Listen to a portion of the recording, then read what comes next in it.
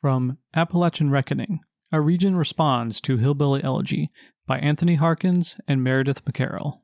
Elegies are poems dedicated to the dead. The American hillbilly, assuming we can use that word for the white working class, isn't dead. She is just poor.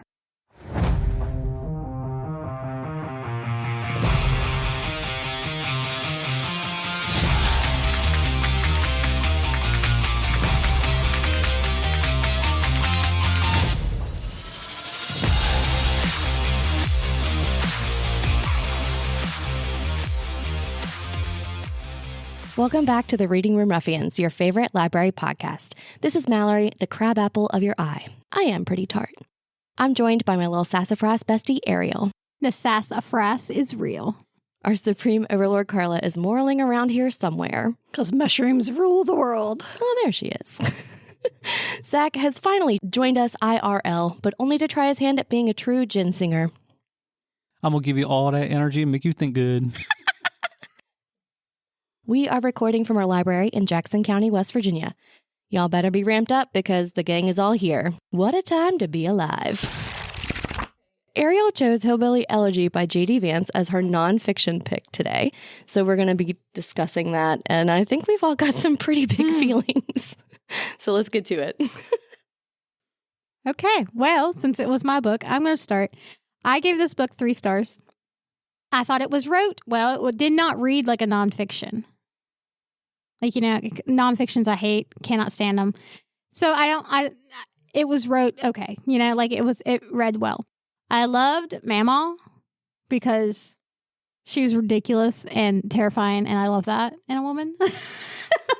I swear this whole time I thought it was Meemaw. No, it's Mamaw. It's Mamaw is how he says it in the book. Mm-hmm. Yeah. In the audiobook. Mamaw Papaw. I listened to the audiobook and I don't know where in the world I got Meemaw. I don't know. She kept on arguing with me about it. It's not even spelled Mamaw in the book. Meemaw. It's M-A-M-A-W, right? Yeah, Mamaw. Anyways, but I do not like JD. I think that he used his childhood as an excuse. I think that he is somehow grown up poor but became super pompous and forgotten what it's like to be poor. I hated how he grouped everybody together into these groups, and even though he didn't know anything about them, if you were on welfare, you were automatically lazy. I'm already getting mad. Well, Ariel, you are the laziest one, clearly. I'm so lazy. Oh my God. Oh, yeah. Oh, man. I got so many thoughts to get into about this. But, did not like him. I think he sucks, and he needs to go jump. He's Senator of Ohio now. Oh, Of course Fun he is. stuff. words that I can't say, but I don't care. Of course he is. That's what I had to say. I was going to say, I don't give a hoot nanny. I don't give a hoot nanny. So do you think it represented Appalachia? No. And he's not even Appalachian. Mm-mm. No, I know. I truly do not. He's not a hillbilly. He took the hillbilly title or experience or whatever you want to call it and made it something that's not.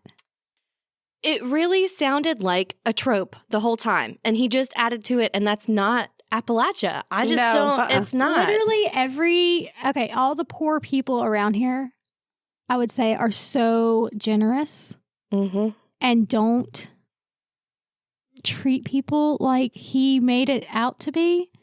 No. See, according to him, all the poor people are just lazy. They are, I guess, very family oriented in the sense that they'll murderize other people from Literally. doing stuff.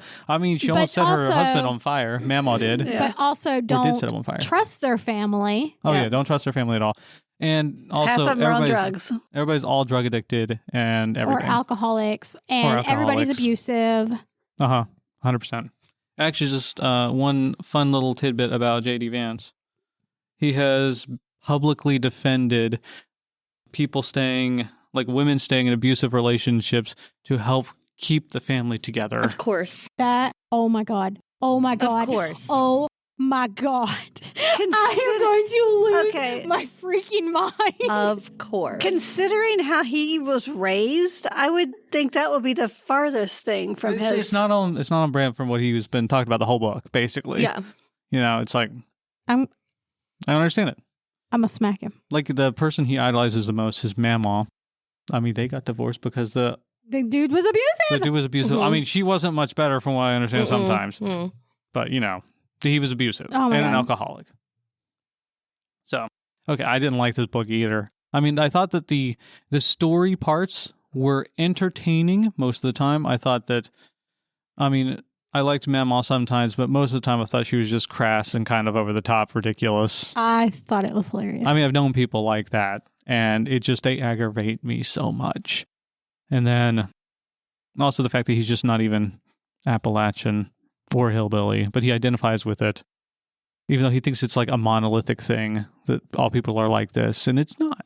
I also think he uses it to, I guess, forward his career because I'm a hillbilly. I came from, I pulled myself up by my bootstraps and stuff like that when he wasn't. That's exactly. He was just poor.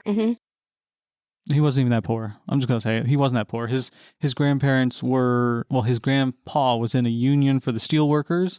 I mean, they didn't like have tons of money, but it wasn't like they were destitute or anything. Yeah. Well, I mean, because his mom was like, his mom dated a bunch of people who were very well off, and she was a nurse. Oh my God, the drugs she did, you can't do that if you're really poor. Well, that's why they were really poor. Money. She spent all of their money on the drugs. All that on that booze and them drugs. I don't know. So actually, this memoir, I think, was written at the suggestion of somebody like his, what's her name? Something Chua. Is it Amy Chua, right? Who was one of his advisors or professors when he was at Yale.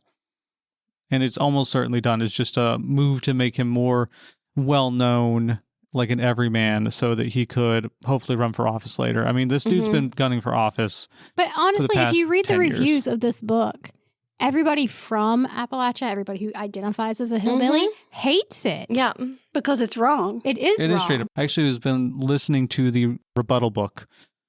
Man, what's it called? Appalachian Reckoning. Ooh. It's pretty good. I have a physical copy, but I have the PDF too if you guys want to read it at all. Yeah. It's fantastic, and it's just like so much more well thought out, and it's just people who are actually familiar with the area.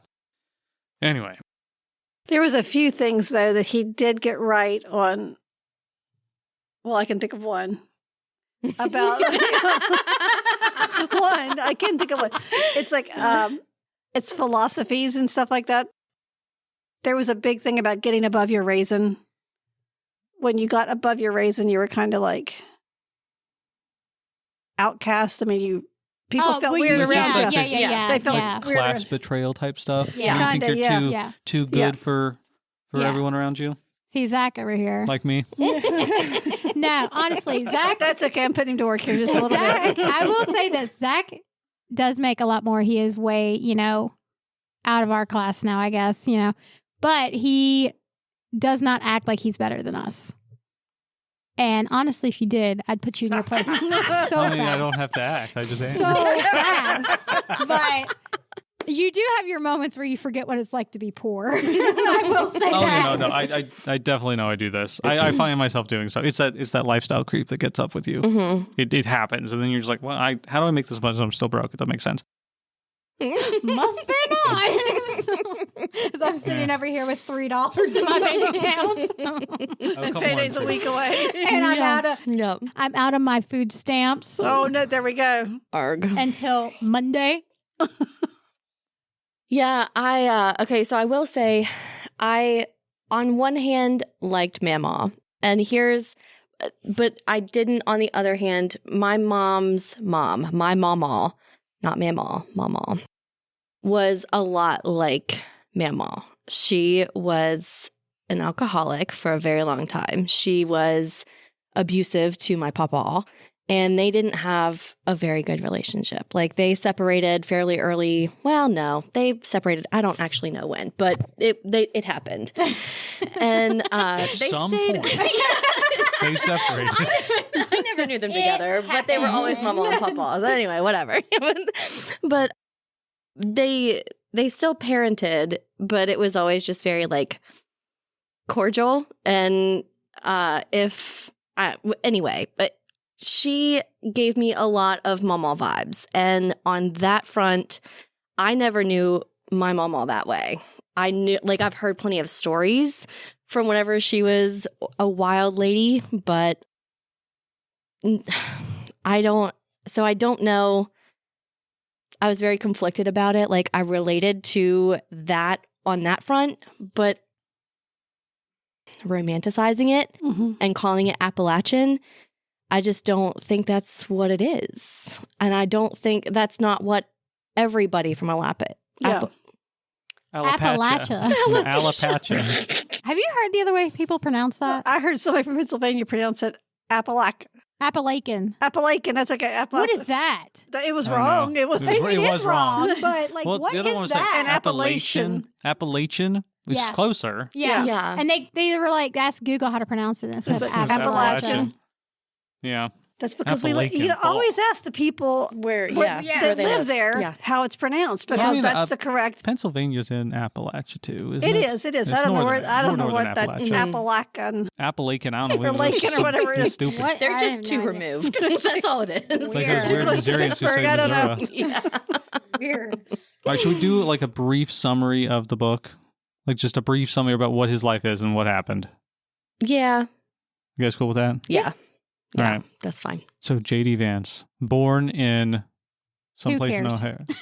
Someplace in Ohio. Was it? Middletown. I thought it was Midtown, just Midtown. No, it's Middletown. It is Middletown. Middletown. I've been there. Middle. It's just north of Cincinnati. Yeah. Like it's kind of a whatever city. Like all the other ones. Oh, it's like it's on that side of Ohio. So he's not even close. No. Like he's he's on the very western side of Ohio, just north of Cincinnati. I think that takes maybe, I want to say it's like halfway in between Dayton and Cincinnati, somewhere in that general area. So it's not crazy far away. Because I'm thinking if it was just right across the river, maybe. No, it's not on the border. No. It's not on the border. Like, I mean, Cincinnati is more Appalachian than where he was from. You know, it's like... And that's saying something. That's saying something, because I don't think they would consider themselves that at all. Any of them, really. Or even the people in any of the surrounding ring road cities. Anyway, so he's born in Middletown. He would go back to visit his family in Kentucky, like, I don't know, during the summers is what it sounded like, maybe holidays. And he'd go back there, and he talked about that a little bit, about how they were all just everybody was so poor and destitute, and everybody was on drugs and all this stuff, blah, blah, blah, blah. He grows up. He's raised mostly by his mom, who is like neglectful and just kind of the worst, and his mama and his papaw. And his sister. And his sister, true, his sister. So they all raised him. He did really poorly in school because he said his life wasn't stable, which it was, and we know that having a good, stable, childhood, set of parents, whatever, even just like one good parent is fine. Or some stabilizing influence, and ended up being his mama. He stayed there until he barely passed high school. He didn't drop out, but he got close. He goes to the military for 3-4 years. It's enough the Marines to get the GI Bill. He goes back to school. He graduates. He says in 18 months.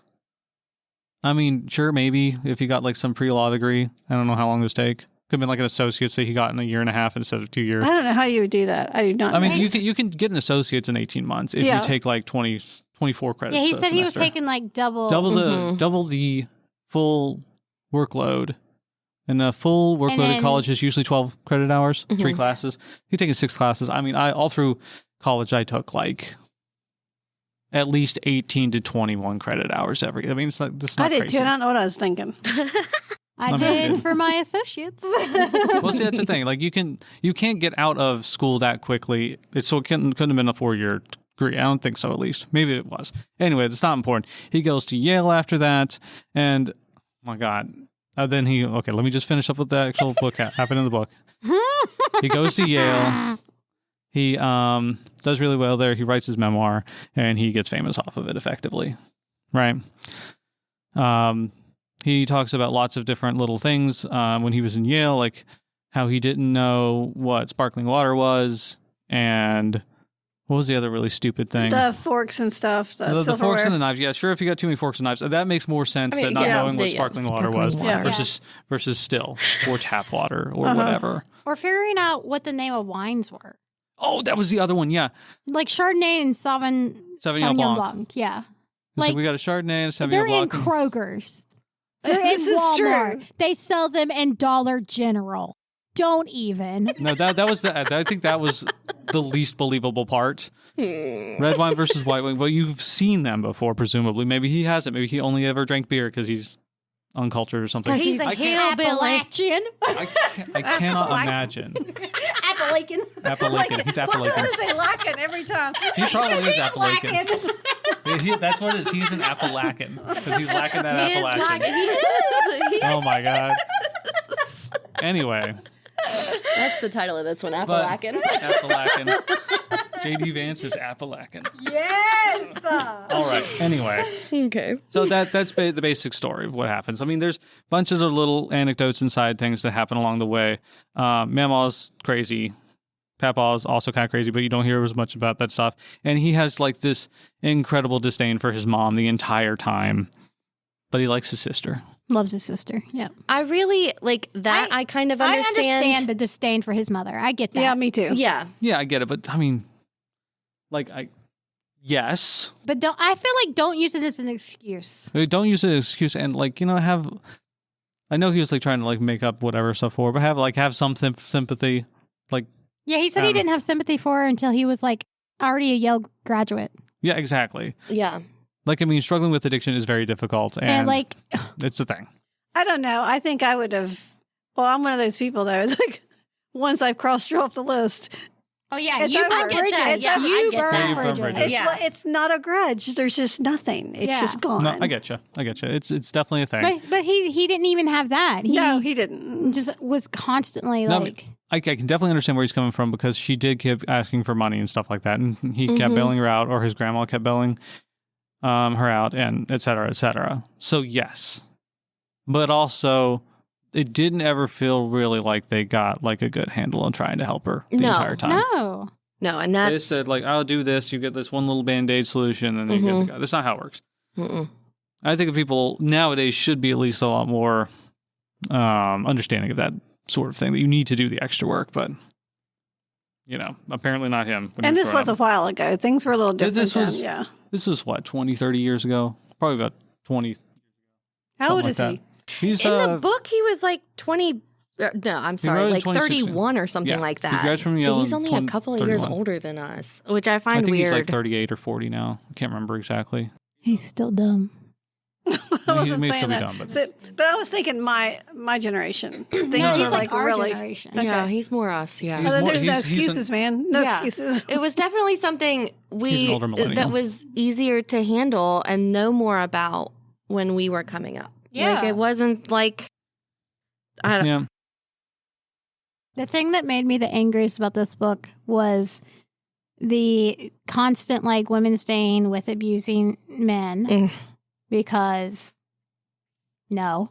And then also everyone who was on food stamps was lazy and welfare queens. Oh, yes, this was another thing. So, guys, I'm royalty, okay? I mean, we already knew that, but... I mean, it's a made-up term anyway. Like, I hate it so much, and it makes me so angry because everyone that I know that's on food stamps is working their ass off. Yeah. I mean, I was going to censor myself, but no, that deserves it. Yeah, they 100% are. And I mean, this myth of the welfare queen has been debunked like forever. Okay, you just can't do it. It's not a thing. There's not enough money from the government to happen, especially not nowadays. And with all the crap that you have to go through to even get assistance. Yep. It's very difficult. And it's set up too so that as soon as you reach this one little thing, they take everything and then it puts you worse off than you were before. I'll tell you, whenever I made, what was it, like even $7.25, even $8.25 here on part-time, I could not, I made too much money. Yeah. And it was because they only look at what was on my actual, like, my overall check and not what I actually took home. Yeah. Which, like, they take a lot of money out of my taxes. Almost half. Yeah. It's wild. And it's like, how? Okay, that's fine. It's That's fine. Since turning 18, I have been on food stamps, except for, I think, 2 years when I was with Michael and he got a promotion. Now that, me and him are separated, I'm back on them. But, even that was rough to get you on, too. That was ridiculous. That was 3 months or something like that. I was thinking it was longer than that, but... It was insane. That's ridiculous. They took, and when we got off of the food stamps, they took not only food stamps, but they took our insurance. They took my kids' insurance. Which is, insane. Yeah. And you can't afford to take your kid to the doctor and get medicine if you don't have the insurance. And if you miss too much school, you can pay fines or go to jail. Yeah. It's expensive being poor. It's very expensive being poor. There's all kinds of hidden costs to most of that stuff that people don't see unless you've experienced it. Yep. And that's what made me so mad about this is the fact that he was like, oh, we're so poor, we're so poor. If you were so poor, why didn't you get assistance? Because you weren't that poor. That's a good point. Also, do you guys remember when he was talking, he was working as a cashier at someplace? That's what made me the most And he was mad. talking about how these people who were on assistance paying for stuff with food stamps had phones or would buy a steak occasionally. And how these were luxuries that he could only dream of. Oh, I've had that happen to me. People being like, oh, you're on food stamps, but yet you have this. Yeah, you know why I have this? Because someone gave it to me. And you know what? I'm sorry. Even if you wanted to buy a steak once in a while, so what? Do you have steak every week? No, being whenever poor means you're rich? Can't have fun ever. We can't have nice things. It's can't have nice things. Hate that sentiment more than anything I've ever hated in my life. I got a lot of crap when you gave me a smartphone. You're welcome. Or when Audrey gave my best. When Audrey gave me Coach purses. Oh, yeah. They were given to her from, oh my God. From her mom. It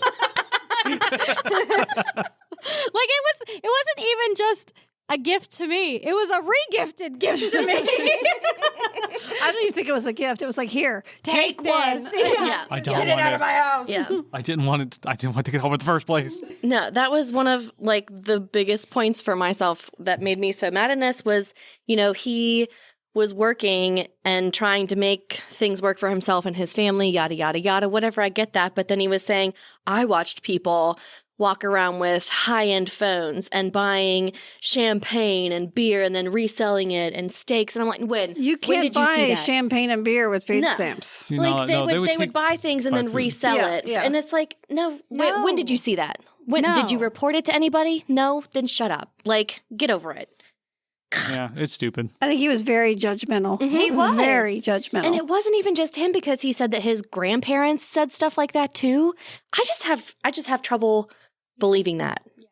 I think it was just him. I don't know. It's a possibility. Also, another thing I really hated in this book, just in general, about his story is how he downplayed, two things. A, the fact that he kind of had it easier than a lot of the other people he was dissing. And B, that he got incredibly lucky with his career. It's not just him being exceptional. Tons of people work super hard, and you know how many of them get into Yale? A couple hundred a year. Mm-hmm. Yeah. Thousands and thousands of people. He got lucky. Mm-hmm. Somebody saw his application and was get the token. Yep. Whatever. Token charity case. Whoop, Token charity case. They always pick a few. Yep. Yeah. A heck of a lot more. Apply then get in, and he just got lucky. I mean, the admissions process is a crapshoot for a lot of these things. It's almost only luck that gets you in. And can we talk about the price of admissions? How much it costs to even apply? Oh yeah. To it's college? $40 to $70. It's ridiculous. Yeah, I couldn't afford to apply to I paid colleges. $50 to apply to West Virginia University. And didn't he say he applied to 3 or 4? Yeah. Yeah. So I was struggling to come up with $50. Mm-hmm. Yeah, no, it doesn't make sense. I mean, and it's just to go show you, I graduated with above a 4.0, and I had a great bunch of stuff in my backlog for extracurriculars and whatnot. Couldn't get an A top tier school at all, not a single one. It's just luck to some degree. I mean, also I picked maybe stupid schools to apply to, but whatever. It is what it is. It is what it is. But I mean, like he applied to Yale and got in, so it's like he got me lucky. So angry. If he hadn't gotten lucky with that, then we wouldn't be hearing about this. But it's not him working hard. I mean, sure, he worked hard to get into Yale. Great. So do tens of thousands of people every year. I don't know how that actually happened because you have to have some kind of grades. He probably had good grades in college. Or if you have a really... I feel maybe. like sometimes they really look for an interesting story, depending on what he wrote for his interns. Yeah. You have to assume that somebody read it, though. Yeah.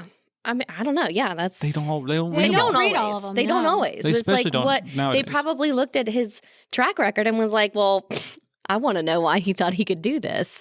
Yeah. I mean, I can see that. I'd be that kind of person personally. Hey, I see you down there, big shooter. Let's see what you got. Yeah. But yeah, I just, he says that he's lucky all the time, but then he says that everybody else needs to try harder. Yeah. And it's like, what? Okay, you didn't try most of your life and you want to judge everybody that does the same thing that you did? My dude, It's get like, out. It's like that thing, was it survivorship bias? Mhm. The people who, or just like the people who are rich now thinking that they did it all on their own Yeah. and blah, blah, blah, blah. It's like, no, you didn't. Mm-mm. You got lucky. It's not like, for example, Amazon is a radical idea. You had some rich people give you money for bookstore online. Mhm. I mean, this is not crazy stuff. It's bookstore online. Or you get a small loan of $1 million. Or you get a small Yeah. amount of millions. Yeah, I just think, a well, that's small the thing. Like, I think it was Jeff Bezos got like, I don't know if it was like $50,000 or $100,000 back in like early 2000s money, right? To start up his thing. And he was just selling books online at a heavy discount. And he did this for years and years and years until he built it up and pushed all the bookstores out. And then it became common. It's like, this is not like you didn't do anything exceptional. You were just scuzzy. And you got lucky about when you did it. You know? And you had backing from somebody else. And you had backing from somebody else. I can't remember exactly who gave him the money, but well, I'll tell you who gave J.D. Vance money. It was like all Peter Thiel and stuff like that, who's a monster. We'll get into him later. Can't wait. I've got stuff. Go ahead with your stuff. Now you got me curious. Yeah. Let's get down to it. Get down to it. So I got these written down in different sorts of things, but I think the first thing that we should probably talk about is like his view of Appalachia is just like this monolithic culture of Scots-Irish people. Mm-hmm. Yeah. Like, I mean, sure, there's Scots-Irish people. There's Scots-Irish people all over the place. Not all of them apparently We're Scots-Irish. We're Scots-Irish, yeah. But that means that we're lazy and sabotage ourselves all the time. Yeah, And you know. also murderous, apparently. I mean, Well. we're not a good sample. Don't look at us. But that's the point. Like, there's Scots-Irish people, like, literally all over the country. Yeah. Why do they not suffer from the same, like, you know, laziness, self-sabotaging, making poor choices thing? It doesn't make any sense. So Appalachia is not a monolith. It's like a diverse set of people, tons of different backgrounds. Oh, God, yeah. We got people of all colors, all different backgrounds, all different whatever, you know. And it's just not true. Like, I mean, it's nonsense. He's got one little section of Kentucky that he goes and visits, and then he's got his grandparents who are kind of kooky. Let's just say, I mean, how many people, realistically, proportion-wise, do you know who are like that in West Virginia? I don't know anybody personally. I think I know one person who is like this, and they live in Ohio. It's Ohioans. It's that Middletown vibe. FIFOs. It's seriously. Can't drive, can't function. But Ohioans, oh, it's bad. It's pretty bad. But yeah, no, it's like that's the only person I know. And I think they've got family. No, I think that most of their family's like all in the Ohio area. Maybe they were in Kentucky maybe too. it's a Midwestern thing and not Yeah, maybe it's a Midwestern Midwestern. I Not like saying that. Yeah. Appalachian. So Yeah. So that's one thing. I think the culture of Appalachia is very independent and headstrong. Yeah. But we're also very giving. Oh, Yeah. incredibly so. Incredibly so. Yeah. So I mean, that's just a big thing. And I guess the secondary thing is, oh no. Well, it's just like, what about hillbilly culture in general? First of all, I don't even know what that is. I wrote that it was there's not. It's all of his stuff about hillbilly culture is just BS. Yeah, I don't. It really is. It's a trope. It's been made Yeah. out as a trope, and that's not. This is what people always think about Appalachia when they haven't actually ever been there. Mhm. Like this is the exact. It's been going on since like, okay, it's like the 1800s, but I mean, most recently in like the 60s. Yeah. You know, they had like all these thought pieces and whatever, and they'll have people come out here and like find the poorest, worst off people. Yeah. And film them for like, it's like, what was the term? Well, there was like the Wild Wonderful Whites. Oh yeah, that's one. That's the more modern. The Clampets. But they weren't even from, well, they No, were from Appalachia. They were, yeah. And they were hillbillies. It's like, See, for me, it's like Appalachia is West Virginia.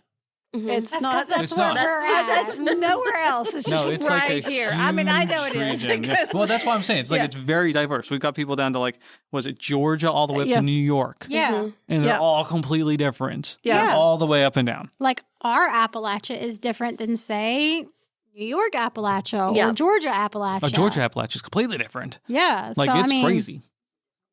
It is a different world down there. But yeah, we don't actually unilaterally get addicted to things and have low moral quality and lazily mooch off the government and blame everybody else for the reasons why we're poor. Although maybe Don't we you know, should actually do that a little That's bit what more I because do every day. I will say the thing that I hear a lot whenever people are poor and they want to down other poor people, it really is set up for you to think that it's other poor people that are keeping you poor. Yeah. And that's not what it is. I mean, I know people in my personal life that have done this. I will not mention names, you know who you are. but Maybe you don't. I don't think they listen. They don't but have the self-awareness, probably. We're related. I'll just say that. We're related. And I've heard a lot of crap about it, about the fact that I get welfare assistance from someone I'm related to because they are also poor. That's some BS right there. I recently, somebody very close to me just recently had a baby, and it was unexpected. Never thought she would have a baby. Never thought she could get pregnant. And she has never had health insurance because she is a stylist. And so, it's not very easy to get your own health insurance that way. It's almost impossible. And so she got pregnant and therefore was able to get health insurance. And the first thing that somebody very close to her said was, wow, how does it feel knowing I've paid for your insurance? It's like, would you rather me and my baby not have insurance? And let's ignore the fact that she has also worked jobs that have paid into this so that she does deserve it too. Also, just to be clear, people who are poor don't pay enough in taxes to pay other people's health insurance. It's people like me. Yeah. I've Thanks, paid more in Zach. taxes than your guys' salaries this year. It was bad. You're welcome. I don't mind it. I wish we paid more. We See? should. JD Vance, this is what you should be like. Yeah, JD Vance, come on. Take You notes, need to be bro. paying at least whatever my tax rate is, like effectively 25%. Do that. Okay. Billionaires chip in. Like I'm hauling all the weight over here. And Come on. see, Okay, billionaires. what also gets me with this Come is to Appalachia and we will show you just how nice we Yeah. really are. oh yeah, We oh, will yeah. just have a good barbecue. Anyway. I really hope this is your first episode. We don't want to give Fried anything green away. tomatoes. I know what you're talking about.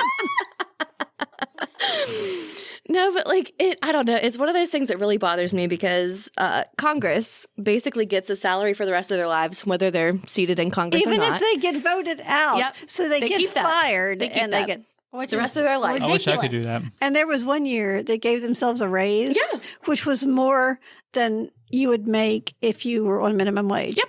Their raise was more than that. And let's also look at they work less than anybody else. They work less than school teachers. They sit in their chairs and sleep. And they do Or they just don't even- nothing. And if they can't agree, they just shut everything down. And nobody bats an eye about it, but welfare and food stamps are the How problem. dare. Yeah. How Yeah. dare. It irks me to no Also, end. isn't it weird how they make like 180 a year or something like that? I think maybe 200. I don't remember exactly how much it is. But in a couple of years, they'll be millionaires. It's really strange how that happens, Yeah. isn't it? Yeah. Oh, yeah. They leave with so much more net worth than they came in with. Mhm. Mm-hmm. How's that happen? I don't know.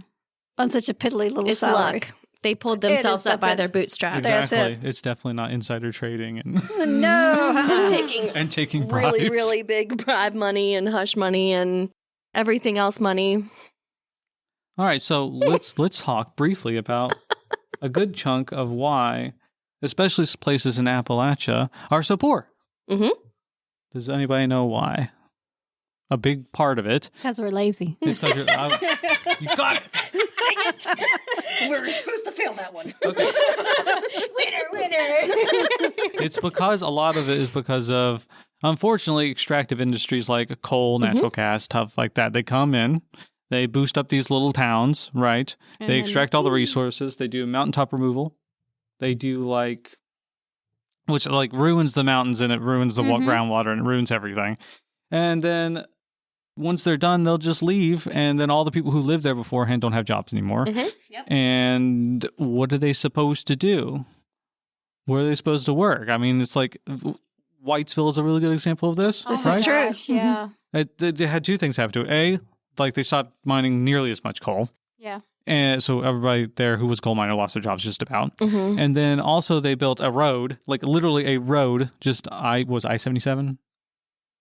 I think so. That bypasses it? Yeah. That bypasses Whitesville. It used to be you could only get to Beckley from Through Whitesville. Charleston to, through Whitesville. But now you can't. So everybody there, no, they're all just lazy. Or maybe it's other stuff that happened that has caused them to be in a very difficult place. I think it's because of our generosity and our, I guess, trusting nature.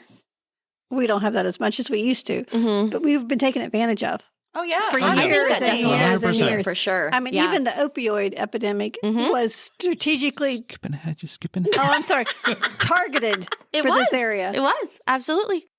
Yeah, just briefly, let's touch on that one.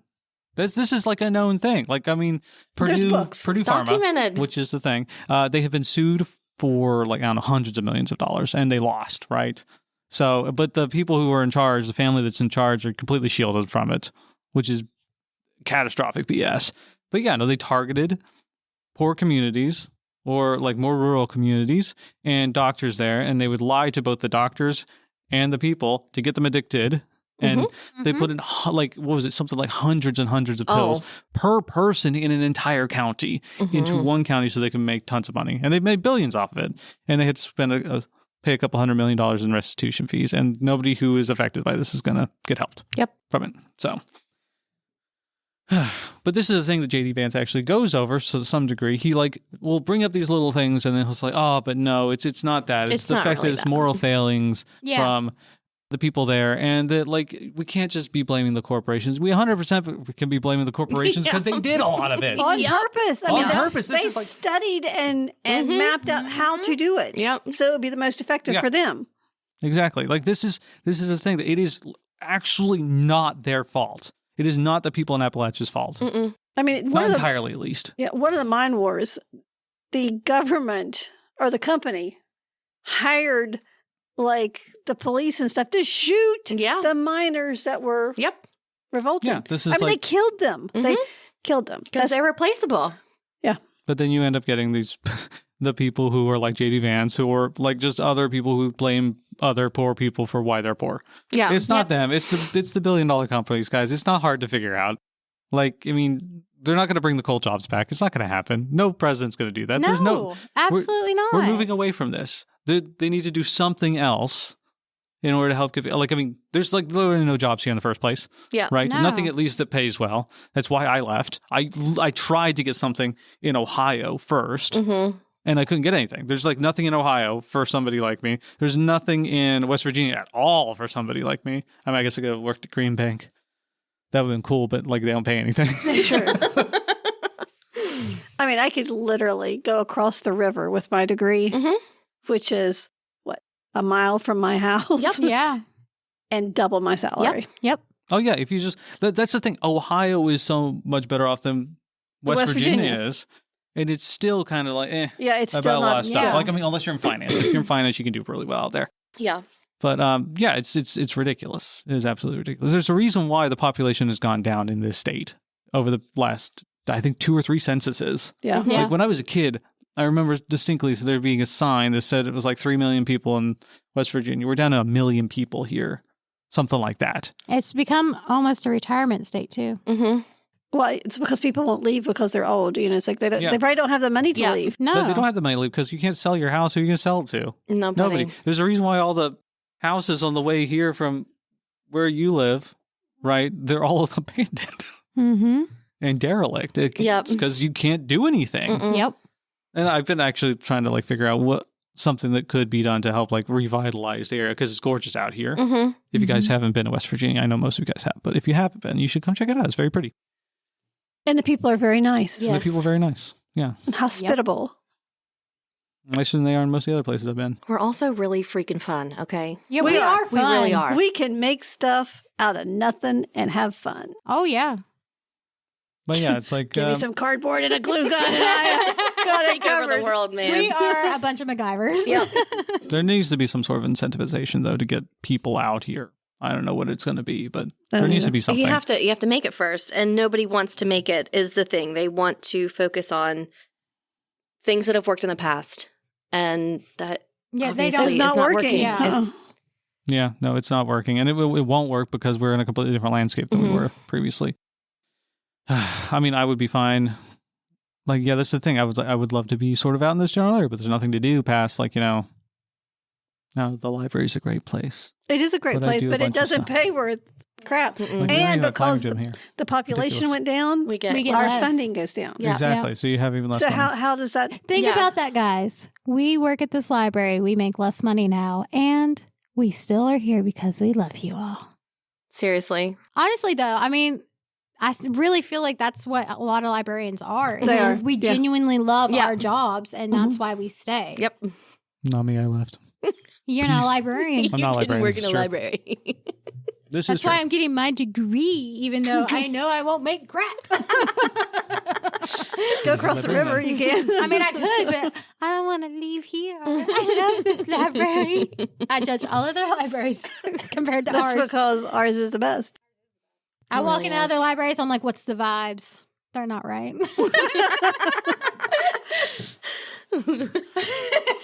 So what do you do with your time? Oh, you just read books? It's- That must be really nice. I don't even know what that is. I'm lucky if I can read a paragraph. An email. Well, sometimes There you go. It's almost too much. it is. Yep. Too much time. I don't even think about it right now because I haven't checked my email in like 3 days. So I don't. I couldn't imagine that. That's ridiculous. Well, I couldn't. Read some Then I emails. have to answer them, or I have to do something, or I have to print something. So I, I mean, was like, that's I got fair. other That's things to fair. do right Think now. about it. Ew. It's a back burner type thing. Yeah. I'll just forget about emails I for was a building day. an and then ad it's like, you know, it's like exactly. Very important stuff. because I'm crazy. We can't So even any- say anything because we enable it. Yeah. Any other Appalachian stuff? I don't know. This is like, we talked about all the extractive resource stuff. Like, it's just bad. And it's never going to come back. So we got to do something else. And no company's going to do it unless they're incentivized. So we got to like have, unfortunately, it's got to be like, We're gonna have to do it ourselves. we're going to have to do it ourselves, or the government's going to have to like actually step in and do their job for once. That ain't gonna happen. We'll have to do it ourselves. See, I That- think that's I unfortunately think that's the something point. too that a lot of people from this area realize. It's like the government's not going to help you. You've Yep. got to do We're it on yourself. our own. Yep. Yeah. It's Yeah, I like, mean- what's the scariest words? I'm the government and I'm here to help. Run away. As someone who's worked for government things, because I did the census Yeah. stuff. Yeah, People around here do do not. Mhm. There's no trust because No. they There's have no been. trust because Like it's been I've ruined. knocked on Yeah. people's doors while doing the census, and I'm like, "Hi, I'm with the census," and they're like, "We don't do that here." I'm like, "That's fine." I was like, "You're paying. I'm getting paid for my mileage. If you don't want to answer my questions, it don't bother me. I get it." Really, guys, you should answer the census, though. You get more money that You way. really should. You do. Yes. Yeah, I'm I just just take a guess. You know, if It's like, I that's probably see 3 one people. person, I mark that one person because I know at least one person lives Yeah. there. Yeah. But I mean, like, Mama was lucky. I got her on my list. So I just sat in her, Yeah, I she- sat in her driveway, filled out all the information, and I went up to her house and was like, I got to use the bathroom. Amazing. Yeah, that's the thing. This is the one good thing, I guess, that came out of the existence of this book, is that a lot of people got their eyes on the general region. Clearly, it's been, 8 years since it came out, and nothing's Yeah. changed. So it didn't do much, but at least it got eyes on it. I don't know. We got to have... And it made people mad. It did make people mad. Well, it made the locals mad and it made everybody else feel sorry for us. Yeah. Well, they still don't do anything. Yeah, No, they still don't do anything. Like, okay, actually, this is a weird thing, a weird demographic thing. So this is much...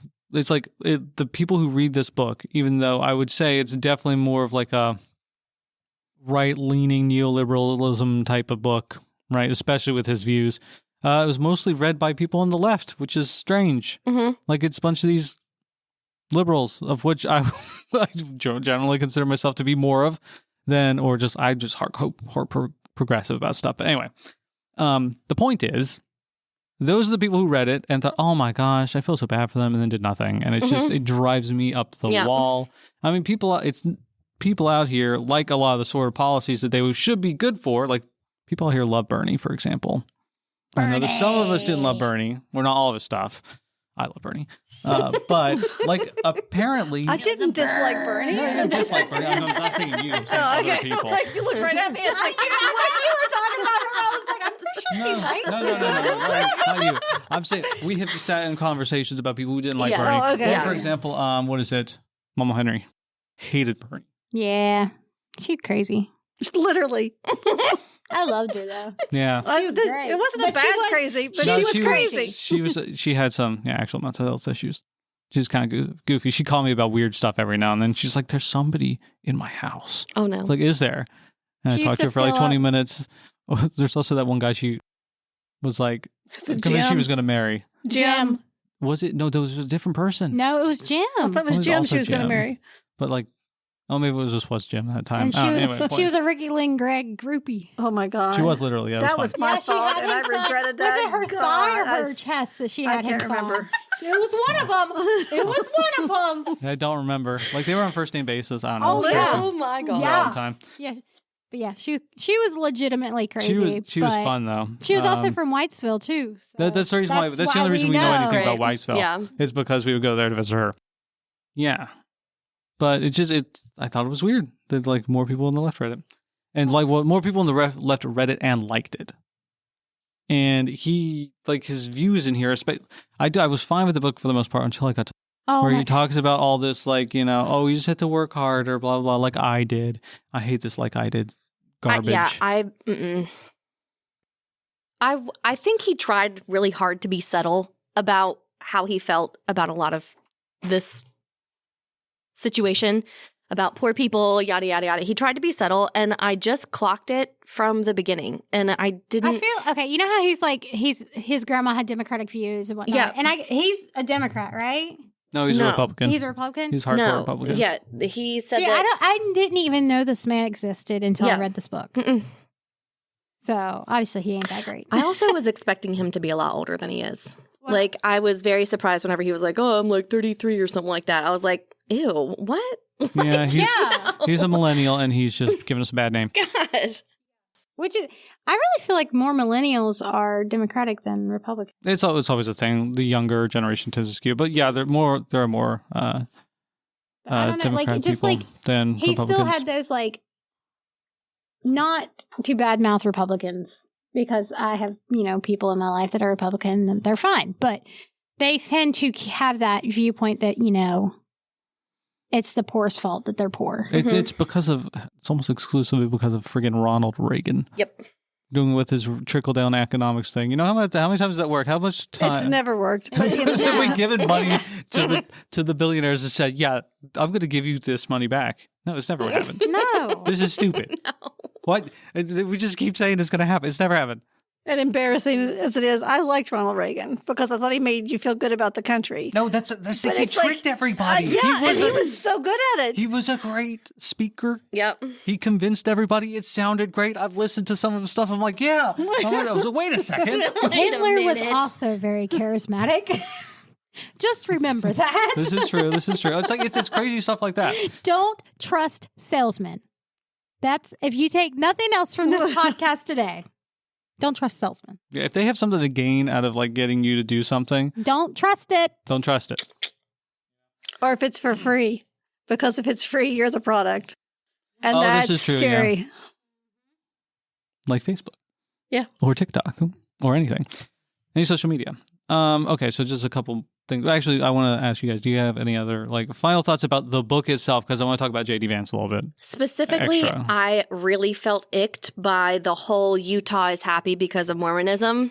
And I think Utah is happy because of Mormonism, though. It's kind of true.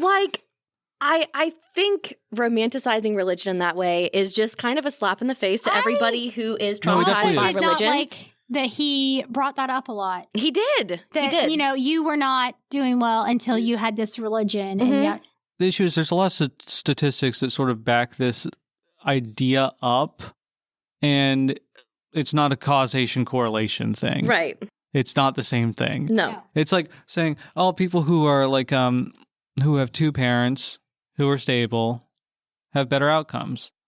Well, generally the people who have two parents who are stable, the reason they're stable is because they don't have to worry about finances. Mm-hmm. That is one of the leading causes of divorce, is that people can't do stuff with their money because they don't have any, and they have arguments, and it makes them feel worse, and it makes them turn to alcoholism, blah, blah, blah, blah, blah. It's it's a vicious cycle. So it's one does not cause you, the arrow is backwards there.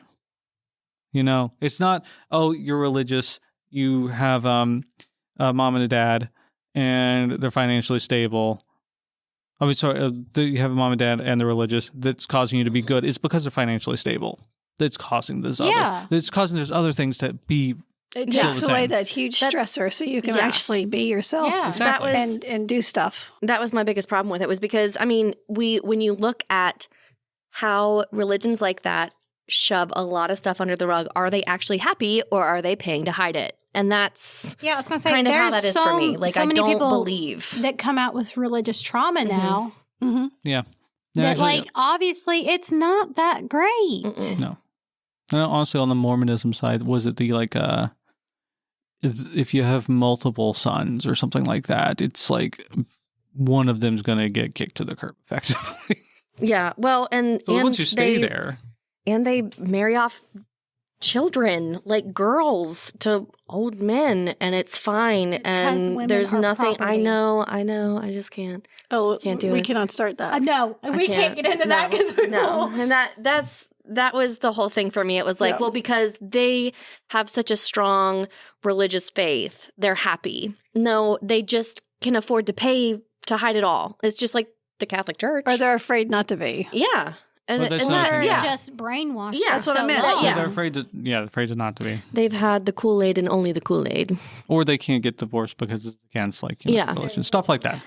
Yeah, there's other mitigating circumstances that cause that, but then these are the same sorts of people like J.D. Vance, or what was the other guy? He's really popular.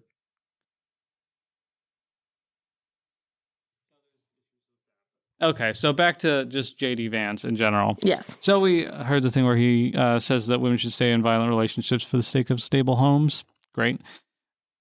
Can I just comment on that? Yes. I mean, I think he did a minute ago, but go ahead. I don't know how that would be a stable home. First off, that is not a stable home. It's not. Okay. I'm on marriage number 2.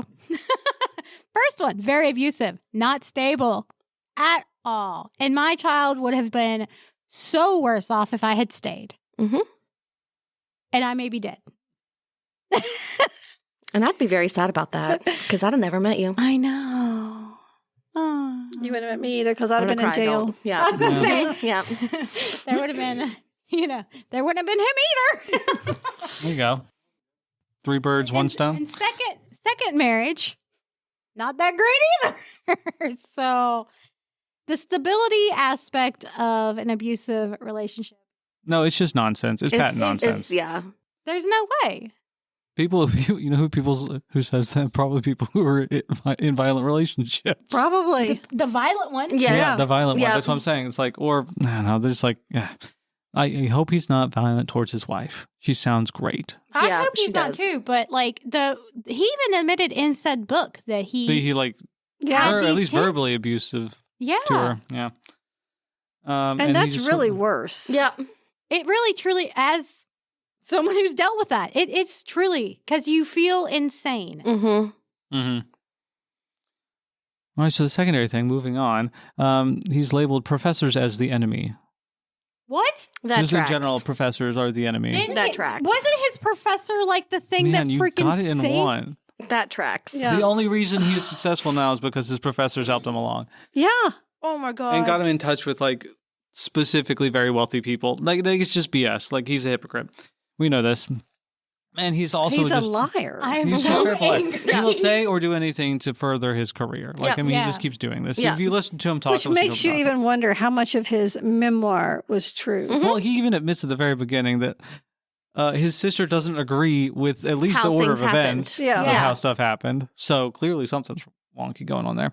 And the final thing, he's like he was beforehand a staunch like never Trumper, and now he's like super hardcore endorsing him. Like Well, of left course and he right is, for because everything. that's how you get votes now from Like- Republicans. One of the things that he said is like, if Trump gets elected, he should fire everybody underneath him and just hire a bunch of lackeys, effectively. People who will just Isn't he yes men. underneath him technically? Yes, he would be at that point. Like it's stupid stuff. Like, and I'm talking like mid-level And he went bureaucrats. to Yale, everybody. guys. He went to Yale. Yeah. But he did go to Yale, so that's Yeah. better than I did. I didn't go to Yale. What do I know? I don't think I would want to. Oh my god! I mean, because that's a whole different class of people That's with different schmoozing. That's a with college different schmooze. moral values. I Yeah, mean, don't their do their schmoozing. moral values are way different Mhm. than ours. And that's what he talked about, feeling like he was odd man out the entire time he was there. He never felt Yeah, comfortable. He it's- never, and it's like, okay, so you want everybody to feel like that? Is See, that what I you're think he saying, used or- that. I think it's he just made it up. Yeah, Yeah, I think he is like, oh, poor me, you know. Yeah. he's doing the I poor me thing. I truly believe he's incredibly pretentious and believes he's better Mhm. than everybody else. Absolutely. And like has always thought that. And when he went to Yale, it was like validation for those feelings. hmm Yeah, but he was like, haha, I'm actually better than anybody else. It's like, no, you're not better than everybody else. That's not how it works. Just because you got some dumb degree, I mean, It's a piece it's of paper. stupid. It's a piece of paper. That And how you much paid you for. work? Yep. Never. Yeah, that you it's a very pay for. expensive. It's an Yes. expensive It piece is of an paper, expensive It is. piece of paper. Yep. which is not cool. No, but that's the thing. He got tons of assistance for going to school. Mhm. From a lot of it was from the federal government. Which is Oh weird my how God, that the works. Really Pell weird, Grant. yeah. He mentions that. Wow. But he got it. It's okay because he worked real hard and he's a good for boy. like 2 years. All you other people are bad boys. He's lazy. He Um, almost failed out and then was like, oh, I guess I better take this seriously for like what, 2 years, Yeah. 1 year, Yeah. something like that. Year and a half. It was And a then- year and a half. Yeah. And then he got into Yale. Oh, I'm special. I got a lot of help. He got really Must be lucky. nice. and Nobody had else can lots- get help though. He got some strings pulled somewhere. Yeah. It feels wonky. Yeah. And then I guess the final thing is that I have written down at least his friends, like the one professor Amy Chua. I looked her up. She wrote this thing called it's like a parenting strategies book about Tiger Mom. What is it called? Hold on a second. Oh no. Not a tiger mom. Wow. It's called Battle Hymn of the Tiger Mother. No. They just call her the Tiger Mom. But basically, like what it boils down to is that she is ridiculously harsh towards her children and says that that's the reason why they're successful. I mean, Stable sure, Holmes. they would probably be successful, but like, Yeah, I mean, you're they're also terrified to mentally. fail. Be freaking anxious. They and- probably have like actual like mental health issues Yeah. now because of that. Yeah. Because she's been abusive the whole time. For example, she wouldn't let her daughter go to the bathroom until she got this like piano thing right. Kept her there for hours. I would have peed my pants. That's yeah. Oh man. Also, she's like kind of a cultural supremacist with Chinese culture. He talks about in that book the child trauma. What are they called? ACEs, ACEs, was it? Adverse childhood events. Yes. Yeah. The way he talks about them made me feel like I was a bad mother and I was causing my kids childhood trauma because I lose my temper and yell at them sometimes. Okay. I'm surprised you guys lived. I was gonna say, you threatened to murder us. But like just the way he talks about them makes it, I don't know, like I just hated how It felt scuzzy. It felt kind of scuzzy. it made it feel like wow, this is like me. everybody was doing things wrong. Like, and if anybody knows my children, You know why I lose my temper sometimes. Love them so much, but they're heathens. Feral little heathens. Mm-hmm. Okay, the final one was Peter Thiel. He's got other ones, but Peter Thiel is the other big one. He's basically just some billionaire who supports anything that gets him more money. Of course. He didn't think that gay people should marry, despite the fact that he's gay. That tracks. What? That sounds like he didn't want to get married. He does. He's like, democracy sucks. You can't have both democracy and freedom, so we should get rid of democracy. Also, so is he an anarchist or what? I'm so confused. No. He thinks that the person in charge, presumably somebody who he wants in charge, should just really be much more of a dictator. Actually, and that gives you freedom. It gives Apparently, him freedom. it gives him freedom. Yeah. Also, civil rights and women's suffrage, that kind of sucks. Oh, we shouldn't have that. For sure. Women shouldn't vote. You guys should never vote. Only land-holding men should vote. For reals. I mean, that's what... So this is one of his best friends who funded him effectively. This is why I get so mad all the time. Mm-hmm. It's stuff like this. Yeah. Wow. So needless to say, I love this book. Yeah.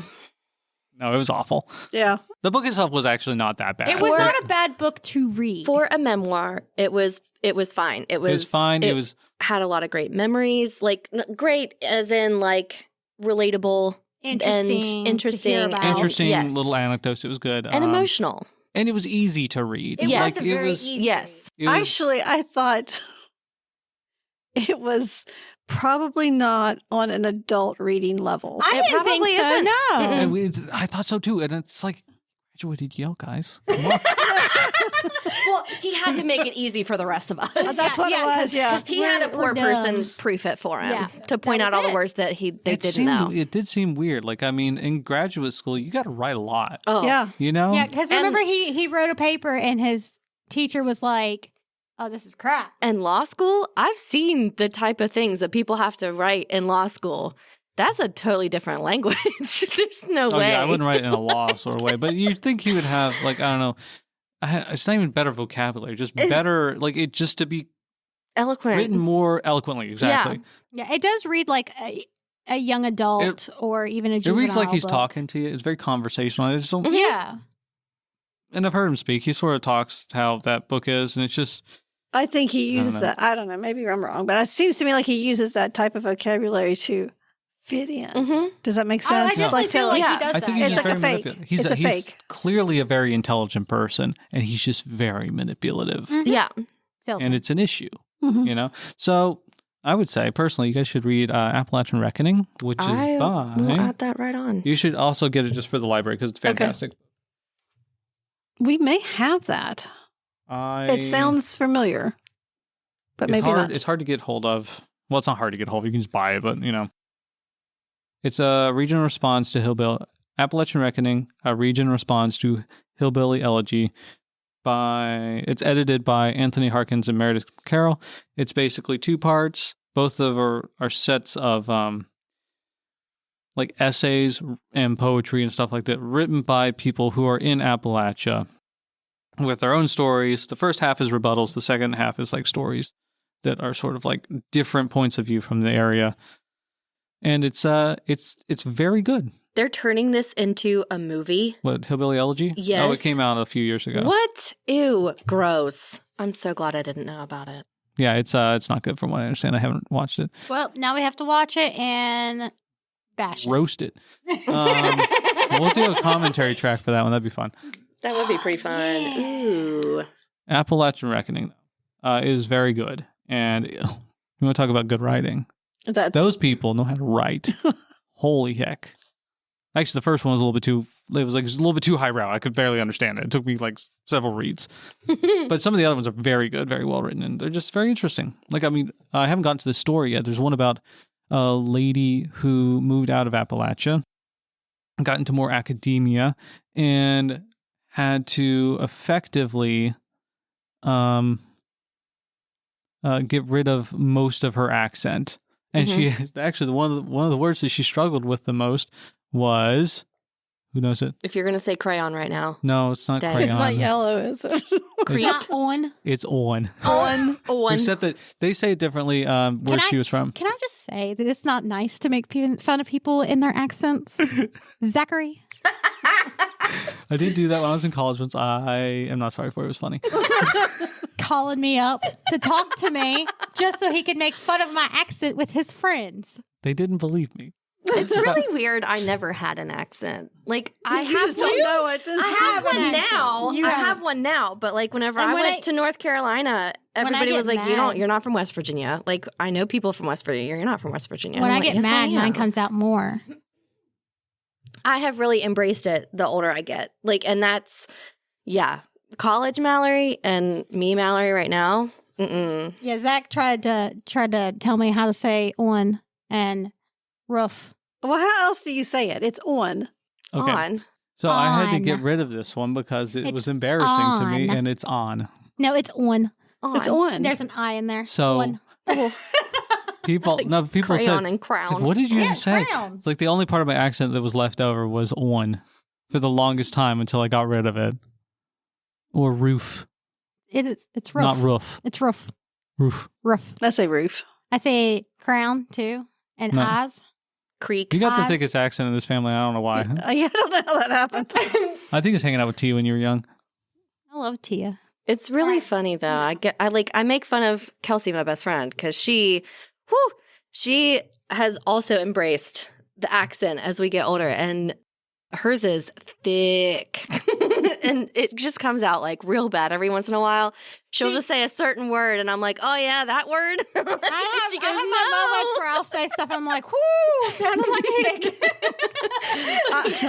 I was at a conference one time, and they were doing a thing on the speech patterns of people, like hill people, like the ones that are way back in the hollers and the hills and stuff like that.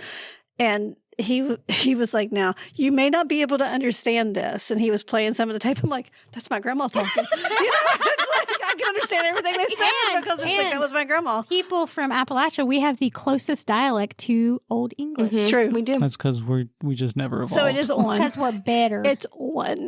Better. on. Okay, apparently the way that she was saying was own. No. They say it own down in the South. Own. Own instead of on. Or I could see on. that though with a Southern Own. accent. Yeah. We go and own and own and own. Go that type now. of thing. Oh, okay. Well, yeah. Go now. The thing is, though, Go on now, get. Go on. go on now, get. Go now. Get. I swear I can't even do the accent anymore without sounding like a parody. You are a parody. I mean, you're not wrong, but still. Yeah, I know when Michael first moved here, because, he was living in Illinois when he came here. He didn't know what I was saying. Or no, he didn't know what Alex was saying when he was asking for crowns. Crowns. And he's like, I want some crowns. And Michael was like, what? And I was like, what did he say? He's like, he's asking for crowns? I was like, oh. Crayons. Crayons. He's like, what? And then when I would say, I have something in my eye, or there's something in my eyes, or something like that, my accent was thick enough that he was like, he thought I was saying instead of eyes. And he was like, what? And I had to explain that to him. Yeah. I don't think I have any remnants really anymore. Oh, I have Sorry, plenty. guys. It's okay. I still have plenty. You do have some. I have I got more. rid of all the ones I had because, again, it felt weird to do it and nobody ever talked like that. That's because they're wrong. And they made fun of me. So I got rid of it. I just So said, he made fun of me instead. my point He was like, oh, you think I'm a hick? Wait until I call my sister. my point was I related to that story because Oh, I got okay, made okay. fun of for the same exact word that was hard to get rid of. That's really funny. Although I didn't pronounce it own. I said one. On. You kill me with mirror. That's not even right. That's not even an accent. She just says the wrong word. I know. I'm sorry. What did she have? That's the. She says, Say it now. Miro. Mirror. Miro. Yeah. Mirror. I'm scared. I corrected her once as a child. and also, Bad idea. There's that one. real man. I really think that is the reason I can't spell, because I do not pronounce words the way they're. Well, And it is a marrow. It's a mirror. There's no W in that word. Just like There's also, what is it? Yallow. And bracelet. I say bracelet a lot, like she does. We say bracelet. Bracelet? Bracelet. Not What? bracelet. No. I have Bracelet. never heard you say that. Oh, yeah. Bracelet. Oh my gosh. Yeah, it's Yep. bracelet. This is groundbreaking. Bracelet. My world is just like, I have to shaken. think about saying bracelet. Huh. Like, it's not hard. I just have to remind Right, myself, yeah. you know, that's how you say it. Because I don't even I try. always heard her say bracelet. Huh. So, You know what? Let's do a curiosity on dialect. Man, but let me just say, could Let's talk just- in Appalackin accents. is not right. No. No. My Appalackin. favorite is when people try to pronounce places around here, like Canal. Oh my gosh. Kanawha or Pocatellico. Hurricane. Yeah. Hurricane. But yeah, that was Michael's Hurricane. like, we're going to Hurricane. I was like, it's Hurricane. Hurricane. And he's like, what? I'm like, Hurricane Chevrolet. That's the only reason I know how to say it. Is because of that. That was my first introduction to that town. But yeah, Pocatellico. Pocatellico. No. Yeah. People say What? that. Yeah. Pocatellico. That hurts. Yeah. Okay, I can't pronounce a single It's fun friggin' to place say, though. in Seattle. I'll tell you that. Pocatellico. Man, I can't. I that could hurts my neither. brain. I don't know what any of them are. That's the reason we named the one with the Tree of Life Kalaka. Palaka. Yeah. Because that's the only thing we think of was close. And that was an old like Schoolhouse Rock thing. We did not have that word back then. We called it Kalaka. It was about carpooling. I think the only one I know how to pronounce right is Spokane. Yeah. Spoken. It's Spokane. It's spelled Spokane. Oh, you got Tequila? Don't know how that's pronounced. I say Tequila. Tequila. That's how you pronounce that. We need to wrap this. Okay. We are way off subject. All right, let's wrap it. Let's wrap it. On that note. Okay. Our next episode, we will be discussing The 5 People You Meet in Heaven by Mitch Albom. That's Ariel's deep dive. And then we will be having a book chat, which is going to be my birthday. Happy birthday to me. Then we will bring you another Curiosities episode. Have you guys picked what you're doing for that one? Weird places. Weird play. Yeah, I have that in here. Let's pretend I read it. Okay, yep. We hope you enjoyed today's episode. It's time for us to sign off. But before we go, only the best libraries have librarians who don't shush you. Oh, I'm shushing J.D. Vance. Yeah, needs he to can shut definitely his mouth. shush. He can be quiet. Be quiet. Exactly.